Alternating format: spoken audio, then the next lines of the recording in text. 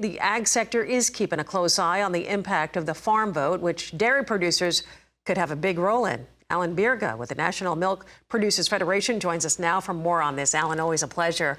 So let's talk about it. How do you see the role of dairy farmers impacting this election season? So it's interesting when you look among American commodity producers, the weight that dairy has because of where they are located geographically. If you take a look at the five closest states out of the 2010 presidential election, if you're looking at 5 of the 10, Wisconsin, Pennsylvania, Michigan, Minnesota, Texas, all of them are among the top 10 dairy producing states as well. And then other close states, Georgia, Arizona, have some significant dairy industry presence in terms of processors, as well as some larger dairy farms. And so you end up with a situation where if you're looking at the farm vote, a lot of the times these candidates are actually looking at the farmers who are raising cows to produce milk. And why is this? It goes back to the history of how the dairy industry developed in the United States. When you think about dairy, a highly perishable product that serves everyone, you ended up with areas where you had dairy farms aggregating around large cities. So states with large cities, significant farm rural areas, that's the recipe for a purple state in America today. And dairy farmers are a lot of the farmers in those states. Let's talk about then the dairy farmers, the industry, and what their priorities are.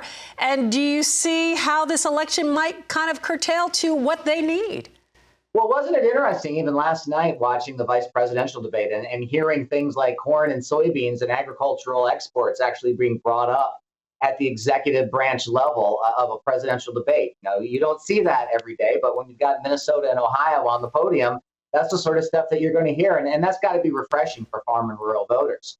But what you have to look at now are some of the big issues that are going on. I mean, let's take a look at this port strike right now and how important that is going to be for exports for dairy. You take a look at trade in general, where you take a look at some trade actions play differently in farm country than they may in other sectors of the economy.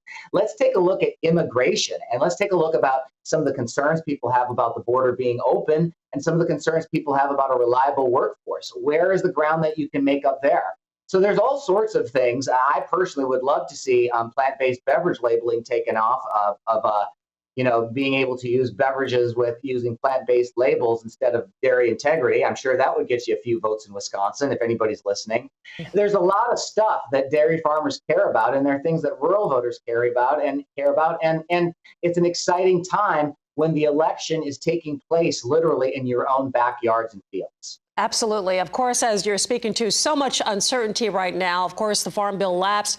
Urgency, I'm sure, to get this done because it has lapsed. So, Alan, your thoughts. Where do we go from here? What does this mean for producers?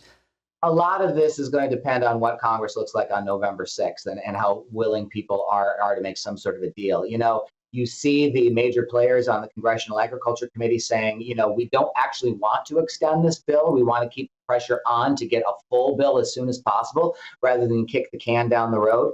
You really do start to see some programmatic problems early into 2025 with this lapse, but there is a little bit of a window here where something can get done. And I think there's a lot of hope for any lame duck congressional session for something to happen. Great stuff as always, Alan. Thank you so much for joining us. Alan Bjerga with the National Milk Producers Federation.